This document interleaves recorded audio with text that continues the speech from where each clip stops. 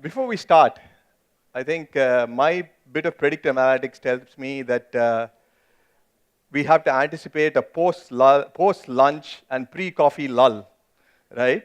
So can everybody do me a favor? Just raise your right hand and say, yeah. There you go. Thank you. Now that we got that out of the way, let's spend a very short 5 minutes starting a conversation about a topic that's very close to all our hearts, right? That's not coffee. It's about employee engagement, right? Why is that important, right? We talk a lot about digital users and digital employees, and all of us are digital users and digital employees, right? What does that lead to? The fact that we are increasingly big consumers and expect consumer-like experiences, right, ensures that your attention spans are increasingly getting fragmented, right? Isn't that a common refrain that you hear, right? Now, if your employee engagement models then have any of the attributes that you see there, right, which is about undifferentiated or what I call meh content, right? Your user experience is dated. It's a lot of dashboards, right? Very archaic emails. And your communication model is best described by spray and pray, right?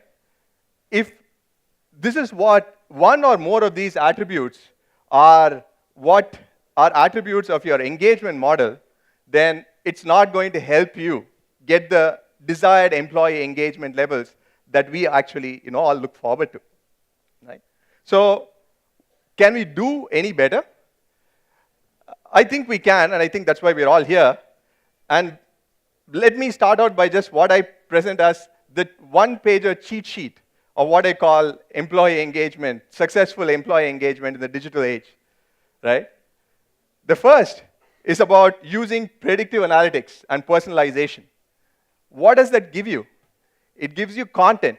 It gives you substance, which deserves people's attention, right? So that you're not building just one-size-fits-all stuff, which people tune out of.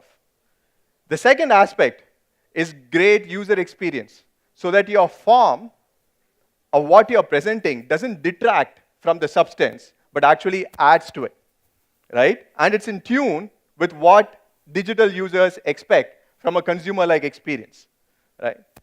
And the third is adaptive communication. So when I look across the stage and I see people nodding, that encourages me to speak more.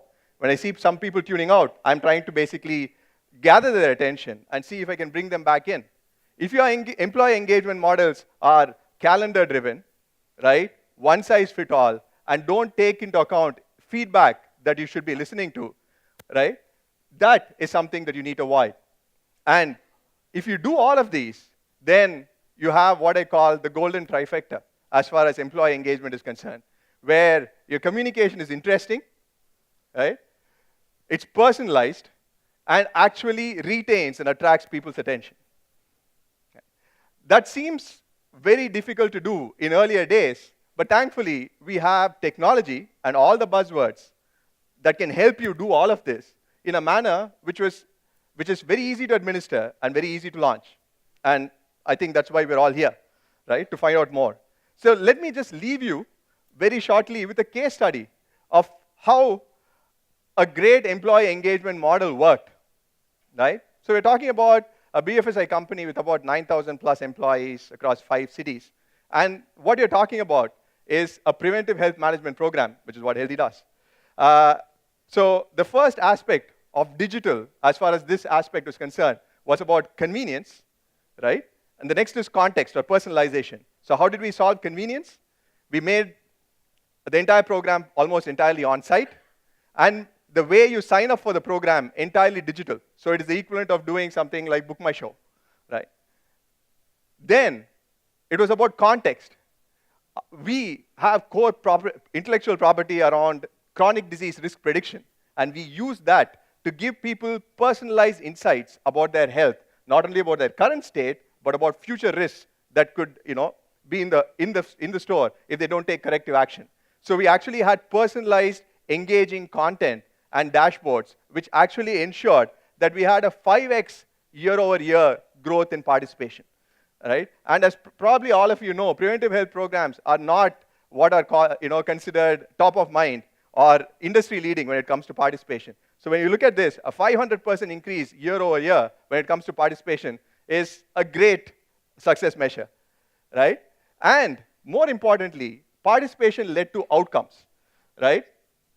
So again, we led to about almost 5,000 personalized diet charts, and we retained and ensured that people came back with an online and in-app experience, which was again personalized, right?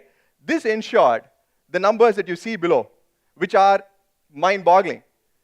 2.5x or 2.5 times industry standards when it comes to employee engagement in such programs, 94% user satisfaction, right, with such programs, and 62% of the people who actually needed care benefited from it, right? So, as I said, this is a short teaser to get the conversation started.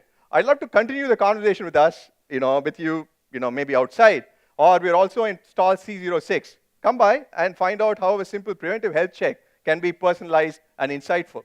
All right? Look forward to talking to you. Thank you.